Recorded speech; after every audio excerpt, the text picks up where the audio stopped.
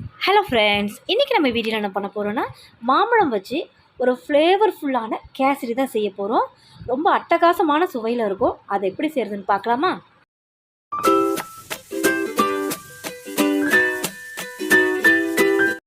Stove on பண்ணி கடாய் ஒன்று சூடு பண்ணிக்கலாம்.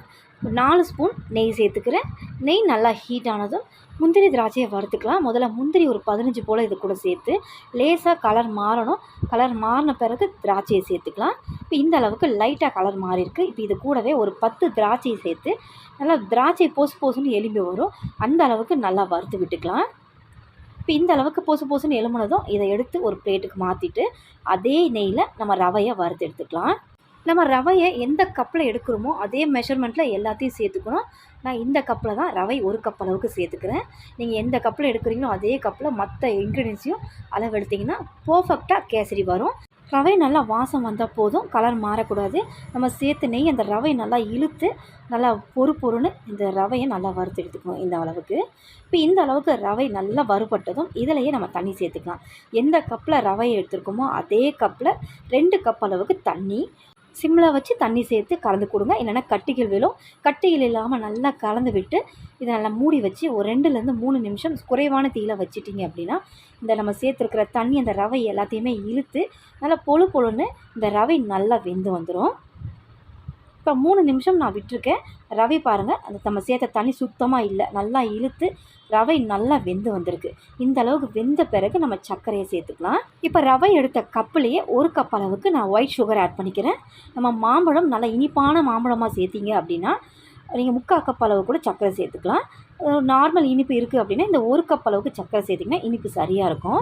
சர்க்கரை சேர்த்த பிறகு இது நல்லா கரைஞ்சதும் நல்லா இது இலக்குத்தன்மையாக ஆகும். கைவிடாமல் நல்லா கலந்து விடுங்க. இதுலேயும் கட்டிகள் விழும். கட்டிகள் விழாமல் நல்லா கலந்து விட்டு இதில் நம்ம மாம்பழத்தை மிக்சியில் அடித்து எடுத்துருக்கேன். நம்ம ரவை எந்த கப்பில் எடுத்துருக்கோமோ அதிலிருந்து 1/2 கப் அளவுக்கு மாம்பழம் பியூரியை சேர்த்துக்கோங்க. நான் சேர்த்துருக்கிற மாம்பழம் அல்ஃபோன்சா மாம்பழம்.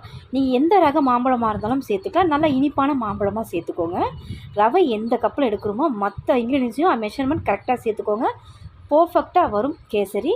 ரொம்ப டேஸ்ட்டாகவும் இருக்கும். இப்போ மாம்பழம் பியூரியை சேர்த்து நல்லா கலந்து விட்டுக்கலாம். நம்ம இதில் எந்த விதமான ஃபுட் கலரும் ஆட் பண்ண போகிறதில்ல. இந்த மாம்பழத்துடைய ஒரிஜினல் கலரோடு தான் நம்ம செய்ய போகிறோம். நம்ம எப்பயும் யூஸ்வலாக செய்கிற ரவா கேசரியோட இந்த மாம்பழம் கேசரியோட டேஸ்ட்டு வேறு லெவலில் இருக்கும். கண்டிப்பாக நீங்கள் ட்ரை பண்ணி பாருங்கள் இந்த மாம்பழம் சீசன் இருக்கும்போதே. இப்போ மாம்பழம் சேர்த்து ரவையோடு நல்லா கலந்து விட்டுட்டோம். வாசனைக்கு ஒரு 1/2 ஸ்பூன் ஏலக்காய் தூள், ஒரு பிஞ்ச் அளவுக்கு உப்பு சேர்த்துக்கோங்க. உப்பு சேர்க்கறனால இந்த இனிப்பு நல்லா தூக்கி கொடுக்கும். இப்போ இது எல்லாத்தையும் சேர்த்து நல்லா கலந்து விட்டு வறுத்து வச்ச முந்திரி திராட்சையை சேர்த்துக்கலாம். நம்ம மாம்பழம் சேர்த்து ஒரு 3லேருந்து 4 நிமிஷம் நல்லா கலந்து விட்டால் போதும். கேசரி பர்ஃபெக்டாக ரெடி ஆகிடும். இப்போ முந்திரி திராட்சை சேர்த்து நல்லா கலந்துட்டோம். நம்ம மாம்பழத்தை சேர்த்தும் ஒரு 4 நிமிஷம் ஆயிருக்கு. இந்த கேசரி பர்ஃபெக்டாக ரெடி ஆகிடுச்சு. இப்போ இறக்க போகிற சமயம் மேலே ஒரு 2 ஸ்பூன் அளவுக்கு நெய் ஆட் பண்ணிவிட்டு மிக்ஸ் பண்ணி அப்படியே மூடி போட்டு 10 நிமிஷம் அப்படியே விட்டுட்டு 10 நிமிஷம் கழித்து சர்வ் பண்ணுங்கள். சூடாக சாப்பிட்றதோட ஒரு 10 நிமிஷம் கழித்து மிதமான சூட்டில் சாப்பிட்டோம் அப்படின்னா அந்த மாம்பழத்தோட ஃப்ளேவர் நல்லா தூக்கி கொடுக்கும். கண்டிப்பாக இந்த மாம்பழம் கேசரியை நீங்களும் ட்ரை பண்ணி பாருங்கள். இந்த வீடியோ பிடிச்சிருந்தால் என்னோடய சேனலை மறக்காமல் சப்ஸ்கிரைப் பண்ணுங்கள். தேங்க்ஸ் ஃபார் வாட்சிங்.